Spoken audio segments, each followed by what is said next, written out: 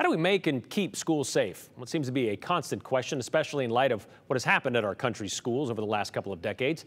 The answer has leaned toward training for it. These days, active shooter drills are as common as fire drills and earthquake drills. You notice a pattern there? They're all reactions, a guideline for how to act after something happens, which got the Idaho State Board of Education thinking, how can we get out in front of this? How can we prevent acts of violence, like a shooting, before a student gets to that point? The Board of Ed settled on a reporting program called See, Tell, Now, and it's now being promoted in schools all across Idaho. Here's Andrew Bartline. Preparing for a school shooting was never part of her plan.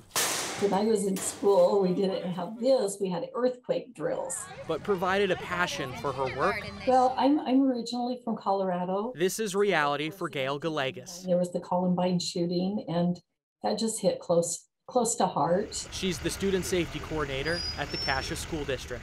I don't ever want us to have a situation where we can't return those students to their parents. And the Idaho State Board of Education understands this is a real concern.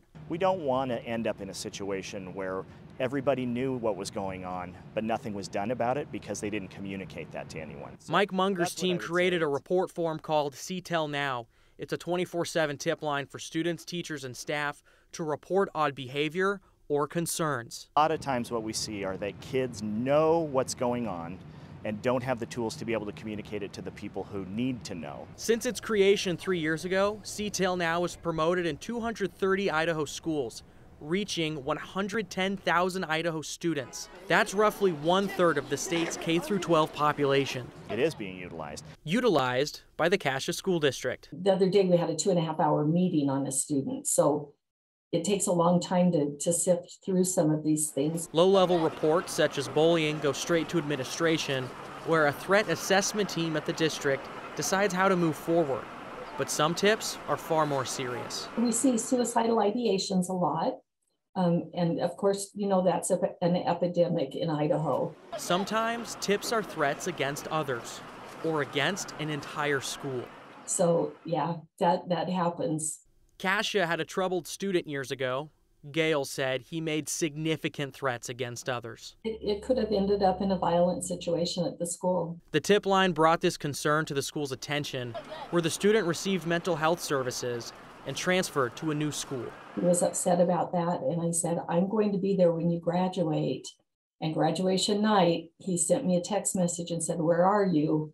How are they doing now? Is this kid? He's doing great.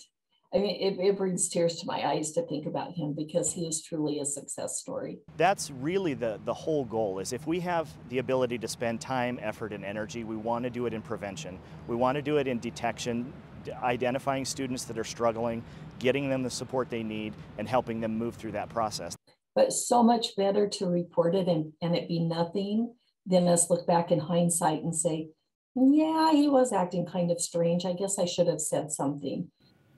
The West Ada School District is the largest school district in the state. Munger says West Ada has signed on to the See, Tell, Now program starting this year, which means the district will promote this tip line throughout their schools, whether that be through flyers and assembly or through their counselors at the school. So essentially letting students know that this is a tool at their disposal, Brian, because if they don't know about it, they're afraid that nobody's going to use it. So trying to get those partnerships with schools so the kids are aware. Yeah, and it goes back to the old adage, better safe than sorry. Exactly. All right, thanks, Andrew. We'll be right back.